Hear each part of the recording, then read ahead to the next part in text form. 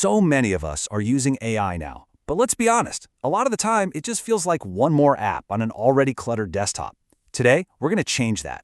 We're going to talk about how to move from just using AI to actually strategically integrating it into our work in a way that truly transforms the entire process. Does this sound familiar? I bet it does. It's this nagging frustration that so many of us in knowledge work are feeling right now. We've got these incredible, powerful AI tools at our fingertips, but our workload, our stress levels, they haven't really budged. We're still working just as hard, maybe even harder. So what's the deal? What are we missing here? Well, a lot of the time, the problem starts with our basic approach. You know the drill, right? Our default mode can be kind of chaotic. We've got sticky notes everywhere, a dozen different memo apps, files scattered across our hard drive, and we're just relying on our own memory to hold it all together. So much time is just gone, wasted, searching for things. The alternative, though, is a systematic approach. A structured, repeatable process, a managed workflow where your time is actually spent on high-value tasks. The real question is, how do we get there? To build that better system, the very first thing we need is a completely new way of looking at things. And here's the key insight. You have to stop thinking of your work as a random to-do list and start seeing it for what it really is, a factory. That's it. It sounds simple, I know, but this idea is incredibly powerful. Every single piece of work you do, whether it's a report, a presentation, or a piece of software, is a product. And all the little steps you take to create it, that's your assembly line. Trust me, this one mental shift changes everything about how you think about your work and AI's role in it. Okay, so to build at our factory, we need to learn the lingo. First word, process. A process is just a single station on your assembly line.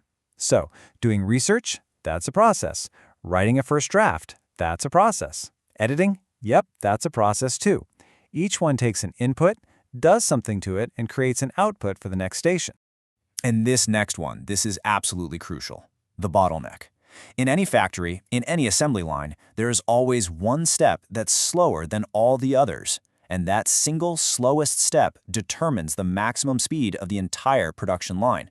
See, if you install some super fast AI machine at one station, the work is just going to pile up at the next slowest station. The bottleneck doesn't disappear, it just moves. So our goal here isn't just about making one little step faster. The real goal is to increase the whole factory's throughput.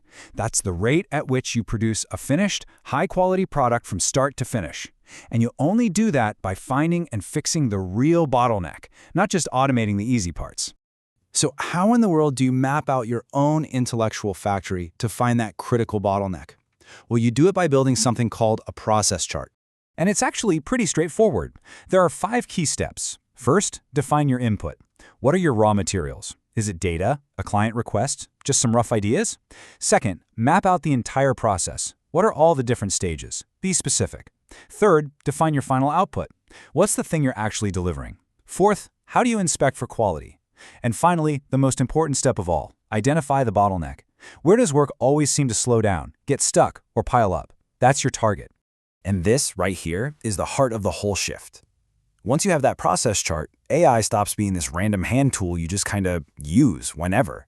It becomes a powerful machine that you strategically embed right at the bottleneck to upgrade the performance of your entire factory. Now here's where things get really fascinating. When you start mass-producing things with machines, it doesn't matter if it's cars or articles, something totally counterintuitive happens.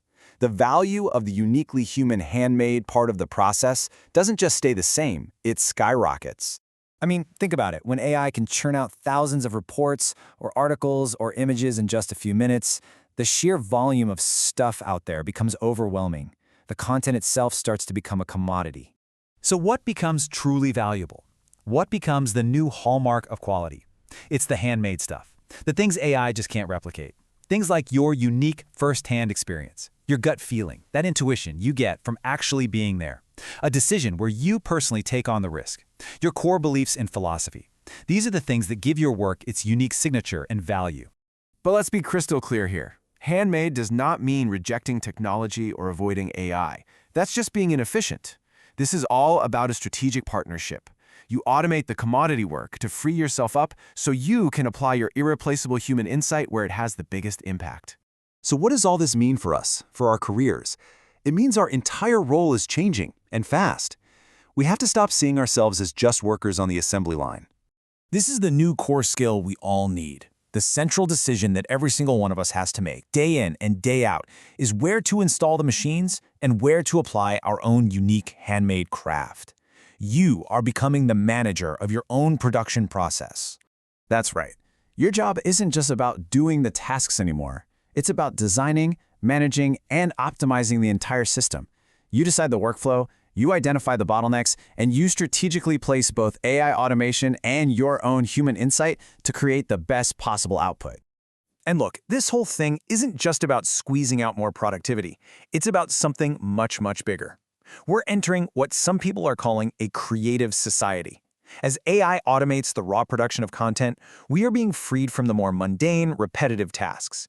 This redistribution of creation, it gives us more freedom to focus on the parts of our work that require real meaning, purpose, and personal conviction. So, as we wrap this up, I want to leave you with one final thought to chew on. Take a hard look at your own work, at your own personal factory. Once you've mapped out your process and figured out where to place the machines, what's left?